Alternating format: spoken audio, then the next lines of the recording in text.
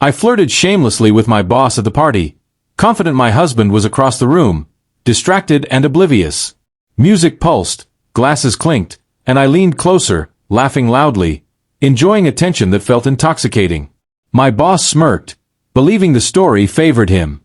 I told myself this was harmless, a game, proof I still had power. I never checked the doorway. I never checked my conscience. What I didn't know was that silence had entered before he did. When my husband appeared, he didn't interrupt or glare. He stood near the wall, hands folded, watching every gesture, every touch, every word. His calm unsettled the air. Conversations softened. Smiles hesitated. I felt nothing yet. Unaware certainty was dissolving beneath my feet, replaced by gravity that I could not yet understand fully. He didn't approach immediately. That was the worst part. My boss continued performing, enjoying his confidence, unaware he was being measured.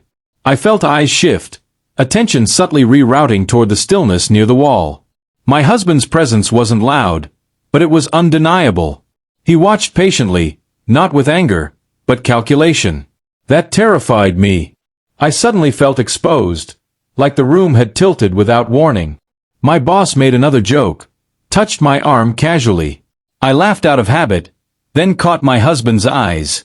He didn't blink. He didn't react. He simply nodded once, as if confirming something internally. That nod changed everything. It wasn't approval. It was acceptance. I felt my stomach drop as I realized he wasn't preparing to confront us. He was preparing to leave us behind. Silence followed him like a shadow, swallowing laughter, draining bravado. Confidence doesn't survive being truly seen. My boss finally noticed the shift and followed the direction of the room's attention.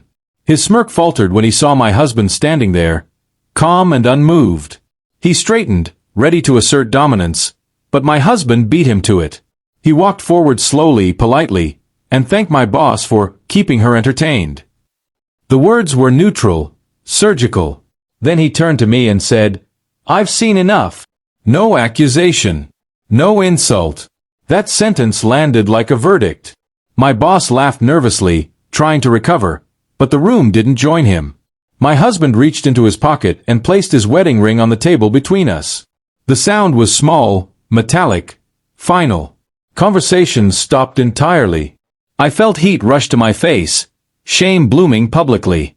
My boss stepped back instinctively, realizing too late this wasn't a competition. It was an ending. And endings don't negotiate. I tried to speak, to explain, but my voice refused to cooperate. My husband raised a hand gently, stopping me without touching.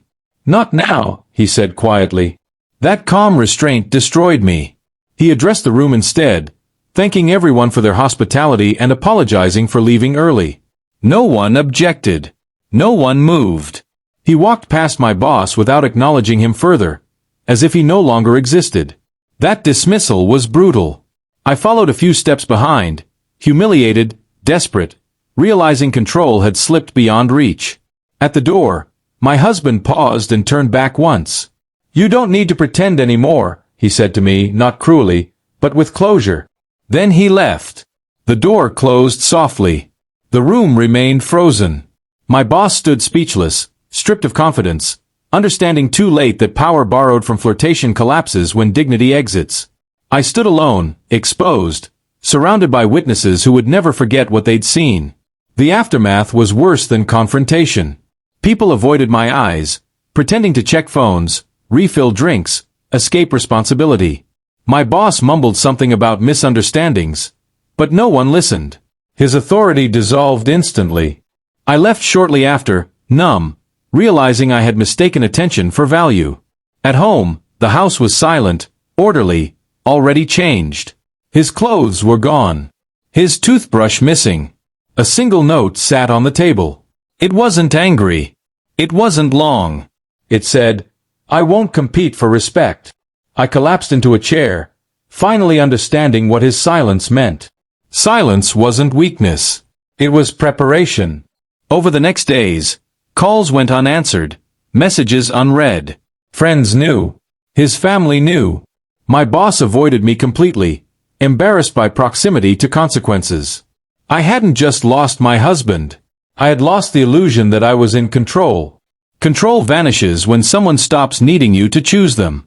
And he had stopped completely. Weeks passed, and reality hardened.